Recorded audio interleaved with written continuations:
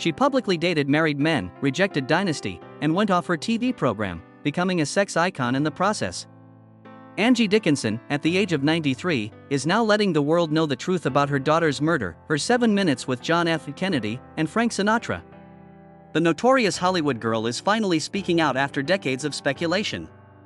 Angie Dickinson's birth name is Angeline Brown, and she was born in Cole, North Dakota on September 30, 1931. She belonged to a family of German origin and was the middle daughter among 3. Leo Henry Brown, her father, was the projectionist for the town's sole movie theater and the owner of 2 newspapers. Angie was able to flee to that theater, immersing herself in the world of Hollywood as a youngster. She was already deeply in love with movies when a fire destroyed her home. Her family relocated to Burbank, California in 1942, when she was 10 years old. Despite the abundance of options presented to her by her proximity to Hollywood, she maintained her academic concentration.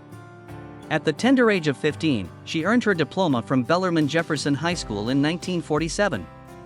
It was evident that she had a gift for writing at an early age. She won the 6th annual Bill of Rights essay contest the year before she graduated. It seems ambition was in the family DNA since 2 years later, Janet, her younger sister, also won the same event. Angie planned to become a businesswoman after finishing high school. While enrolled at Immaculate Heart College and Glendale Community College, she was employed as a secretary at Lockheed Air Terminal. In 1954, she graduated with a degree in business. As a writer, much like her father before her. Despite its proximity, Hollywood seemed like a whole different planet. That all changed in 1953 when she impulsively participated and came second in a local Miss America preliminary contest. Another contest, this one sponsored by NBC, was born out of that surprising success. Just one of 5 lucky ones, she won. Where they quickly became regulars on Jimmy Durante's and other variety shows. She thought these chances were only a diversion for the time being, but casting agents noticed something, and she soon began receiving requests to perform. Angie Dickinson's path to Hollywood began with supporting parts that gradually elevated her profile. On the eve of the new year in 1954, she had her big break with an appearance on Death Valley Days. After landing that one role, a flood of television jobs began to pour in. Her roles in matinee theater, Perry Mason, Broken Arrow, The Life and Legend of Wyatt Earp, and other westerns and anthology shows made her a household name. On the Colgate Comedy Hour, she had a pivotal part and met Frank Sinatra. She would never be the same after that relationship, professionally and personally. She also portrayed Rose Daggett in an episode of Gunsmoke called Sins of the Father, which aired around the same time. Although her performance was impactful, she was billed as Angie Dixon. She proved she could adapt to any character by appearing in The Fugitive, Cheyenne, Wagon Train, and The Virginian by the late 1950s. Midway through the 1950s, she met Sinatra on the Ginny Durante program, and their relationship began. She was just starting out in the acting world, whereas he was already a household name. She loved his self-assurance, and he was captivated by her charisma immediately. Their friendship deepened in 1960 when she portrayed his wife in the film Ocean's 11. Off-camera, their bond thrived, even though they didn't spend much time together on television. The uncommon privilege of being labeled a Rat Pack gal by Sinatra was bestowed upon only few women in his inner circle. Though they maintained a primarily platonic connection, Dickinson went on to say that Sinatra was her soulmate. He helped her get connections with influential Hollywood figures, encouraged her to pursue her career goals, and was always there to offer sound advice. They remained friends till Sinatra passed away in 1998. She later said that he was the one who taught her how to deal with the spotlight and her place in the entertainment world. In the 1959 film Rio Bravo, directed by Howard Hawks, she landed her breakthrough role as Feathers. In the film, which also starred Ricky Nelson, John Wayne, and Dean Martin, she played a determined gambler who falls for Wayne's character, the sheriff. Feathers was more than just a love interest, unlike other women in westerns around that period. She dared to question the guys around her, had a strong sense of independence, and was intelligent. Hawks thought she could hold her own in the company of Hollywood greats after seeing her screen test. He had a point. Rio Bravo became a classic in part because of the actors' chemistry. John Wayne became a dear friend of Dickinson's, and she spoke highly of him, describing him as charming and a real gentleman. Her admiration for Dean Martin's laid-back personality was mutual. After becoming one of the most beloved westerns of all time, the Library of Congress decided to preserve the picture in 2014. Even after Rio Bravo became a hit, Dickinson still had trouble landing parts that were a good fit for her acting skills. Warner Brothers bought her contract from Howard Hawks, so she was still working, but her options were severely constrained. She became even more associated with the Rat Pack after playing Sinatra's estranged wife in the 1960 film Ocean's 11, but her career took a nosedive thereafter. Sheila Farr, the typical femme fatale who used others to achieve her goals, was her character in her 1964 film The Killers. Despite the film's financial success, it served to further entrench Hollywood's stereotype of her as the glitzy seductress. Warner Brothers, in Dickinson's opinion, cared more about her beauty than her acting chops, and this made her very angry. That was not going to be the defining moment of her career, she said. The mid-1960s marked the beginning of her quest for parts that deviated from the standard Hollywood fare. She persevered through the 70s and got the main role in Policewoman, which lasted from 1974 to 1978, thanks to her perseverance. Angie Dickinson became a television legend on September 13, 1974, with the debut of Policewoman. Playing the role of Sergeant Pepper Anderson, an undercover cop in the Criminal Conspiracy Unit of the Los Angeles Police Department, she made history as the first woman to head a popular American police drama. In each episode, she would assume a new persona, such as a flight attendant or a nurse. Never stops trying to catch bad guys. She demonstrated that a woman could successfully lead a gritty, action-packed series for 4 seasons and 91 episodes. Everyone adored her. And so did the critics. In addition to her Golden Globe win for Best Actress in a Drama Series, she had 3 nominations for Primetime Emmys. Apparently, not even President Gerald Ford could resist. Rescheduling a news conference allegedly occurred so he could attend an episode. However, the influence of the play went well beyond the realm of entertainment. It appeared in the midst of the 1970s feminist movement, when working-class women were demanding equal pay and other rights. The character of Dickinson demonstrated that women may achieve success in the traditionally male-dominated profession of law enforcement. It had an actual impact. Women comprised only 1.4% of America's police force in 1971. By the decade's conclusion, that figure had increased to 5%. Policewoman inspired many of these women to become police officers, according to many of them. Not even the Los Angeles Police Department was surprised by the increase of young women inquiring about possible careers as police officers. Many viewers who had previously disregarded a career in law enforcement wrote emails to NBC expressing their newfound confidence in their abilities. The way Dickinson portrayed the part was a major factor in its revolutionary nature. She defied Hollywood's norm of reducing women to glitzy sex symbols or mother roles. Her persona embodied intelligence, bravery, and autonomy. On covert assignments, she would occasionally dress as a waitress or dancer to get near to criminals while maintaining complete control. Shows like Cagney and Lacey, Law and Order, SVU, and The Bionic Woman could not have been made possible without her performance. The work, however, was strenuous. It was a long, hard day on set for the leader of an hour-long drama. Later on, Dickinson acknowledged that the burden had a draining effect on her both mentally and physically. Knowing how demanding the task would be, she had first been hesitant to accept it.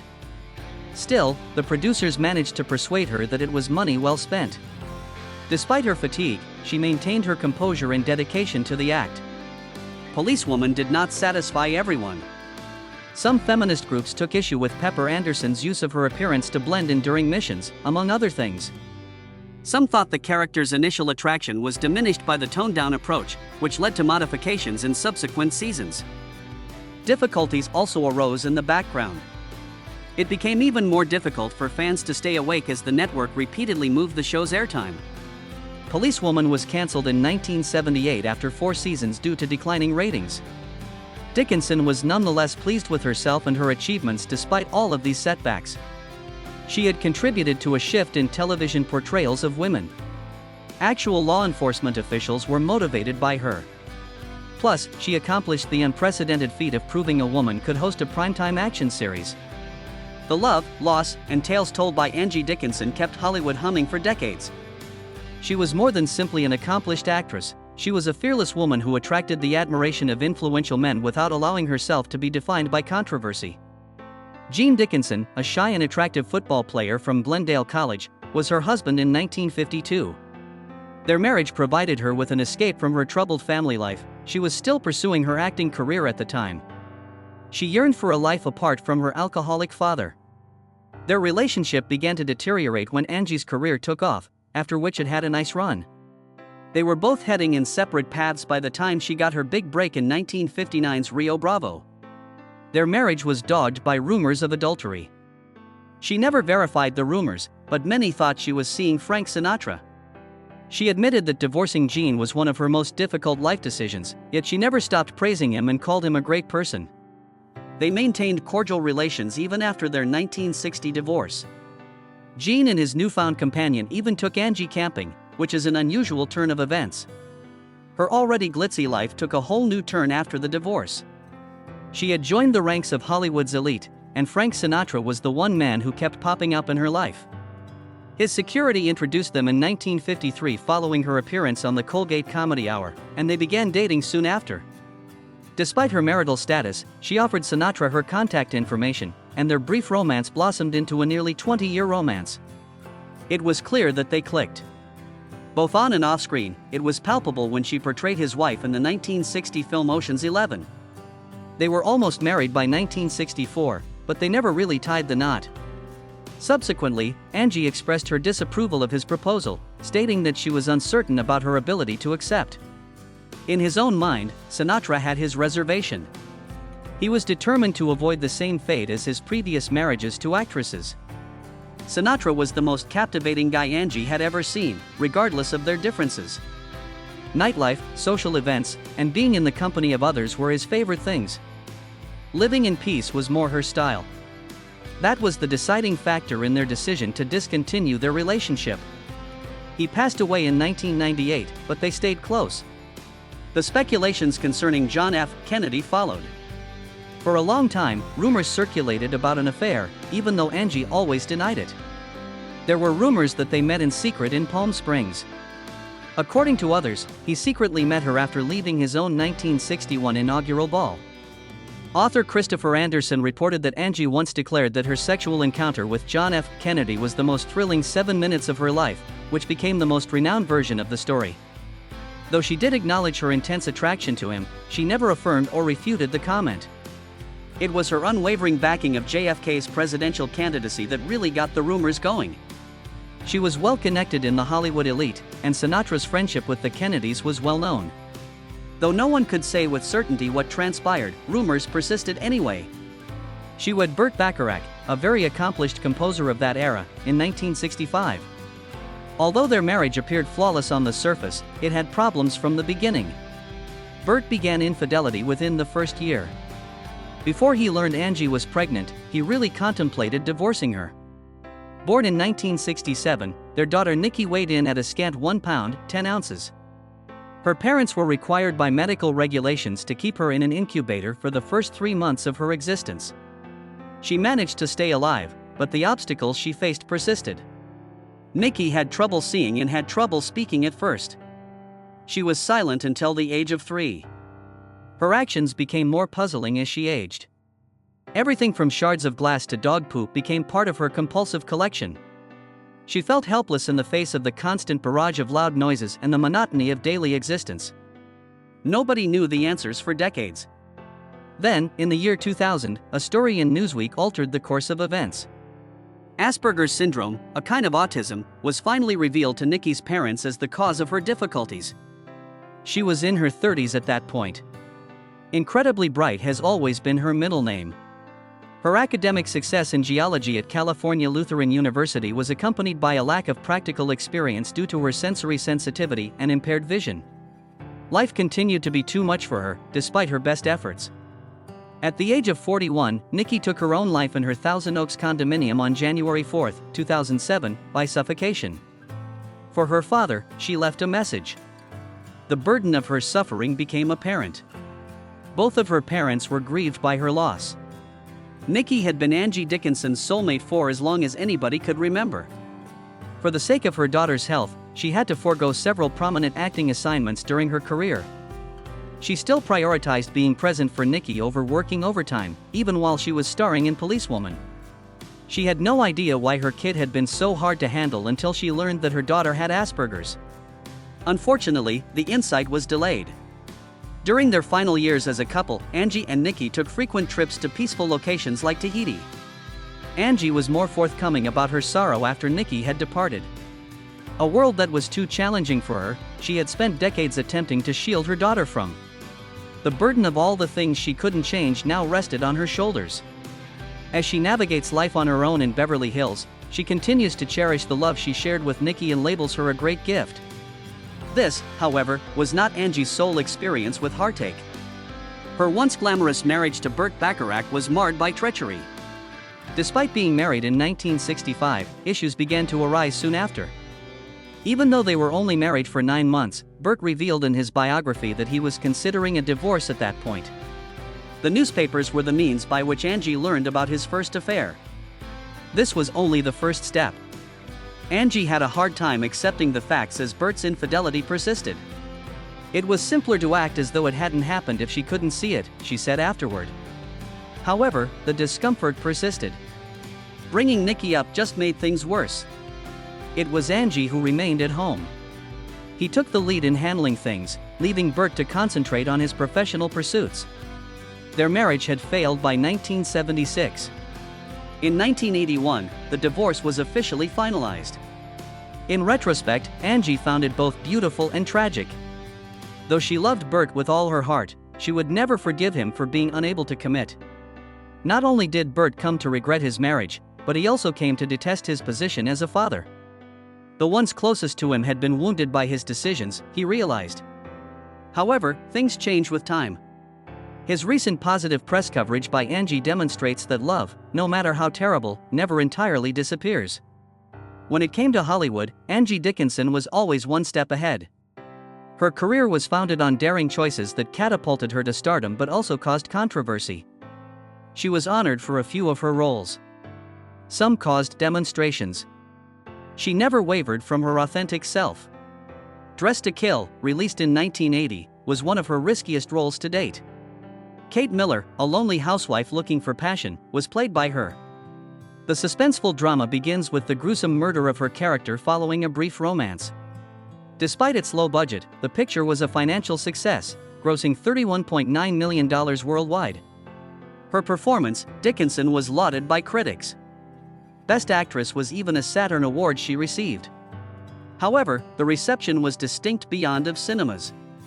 They said the movie was violent and sexist, therefore feminist organizations objected. To them, it was a form of retaliation against women who were open about their sexuality.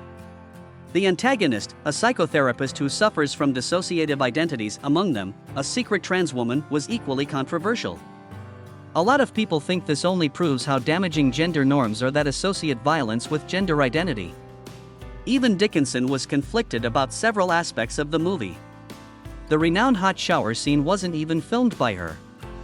Model Victoria Johnson served as her body double as director Brian De Palma knew she was uncomfortable in her natural state.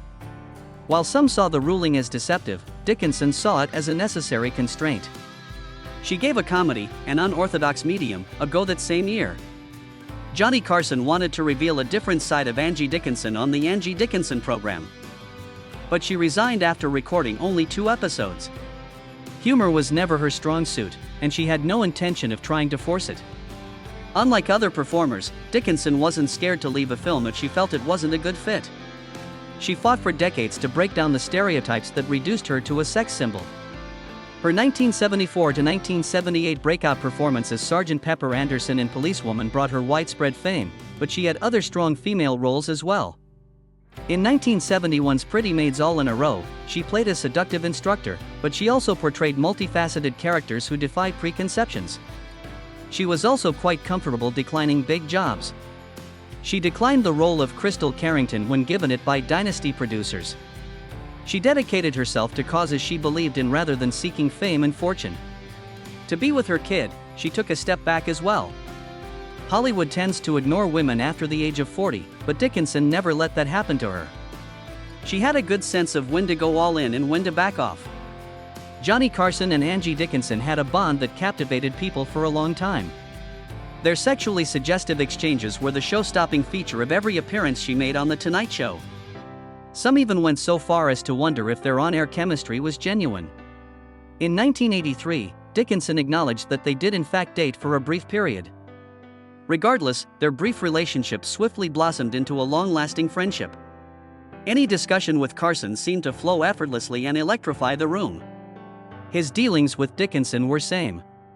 They gave the impression to viewers that their relationship was genuine thanks to their playful innuendo and teasing comments. Although Dickinson acknowledged that she had always thought he was handsome, she made it plain that their relationship was based more on friendship and mutual respect than desire. Carson had a bad patch in his personal life in 1983. His short connection with Dickinson was further complicated by his separation from his third wife, Joanna Holland. Charming and complex, Carson was said to have been married 4 times. The boundary between professional friendship and something more personal became more porous throughout his time with Dickinson, which made it stand out. Going beyond the rumors, Dickinson's performances on The Tonight Show had a significant role in shaping her public perception. Her ability to match Carson's wit while exuding an aura of easy glamour earned her the reputation of being the thinking man's sex symbol.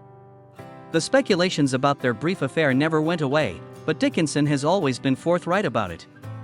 What stuck around when the romance died down was a strong bond of friendship. The Bramble Bush, a drama set in a tiny community in 1960, starring Dickinson and Richard Burton, and dealt with moral concerns. Their chemistry was palpable when they were on television. Their off-screen encounters were as captivating. A lot of people thought that Burton had a little affair with Dickinson while they were filming because of his reputation as a womanizer. In her subsequent writings, Dickinson painted him as a scary man. Someone who has an irresistible allure. Even before he became famous for his acting, Burton was well known as a guy whose private life was no less eventful. His epic romance with Elizabeth Taylor, his most renowned connection to date, was still to come. His reputation for developing strong relationships with his co-stars began long before that. The fact that Burton was married to Sybil Williams during the time further added intrigue to the rumors about their connection to Dickinson. The themes of adultery and tough moral decisions addressed in The Bramble Bush only served to heighten the conjecture. Even though they never officially acknowledged a romance, their time together became legendary in Hollywood rumor mills. Working with Burton was thrilling and intimidating, as Dickinson would later say. He could be both captivating and draining with his flamboyant demeanor. Their brief romance is still one of the most intriguing episodes in Hollywood history, regardless of what occurred between them. Then there's the baseball great Mickey Mantle tale, the most outlandish one featuring Dickinson. This story has been circulated in celebrity biographies and gossip magazines for quite some time, and it is among the most peculiar stories surrounding her life.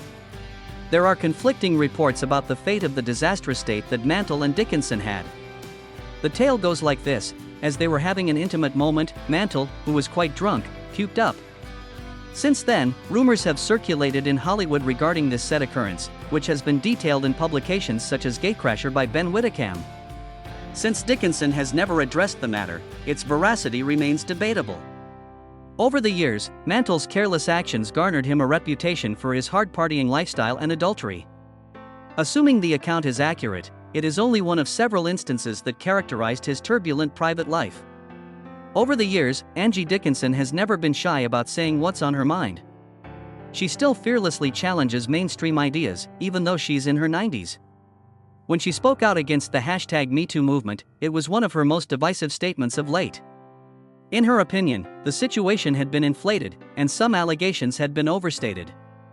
That remark alone caused fury, she said in an interview.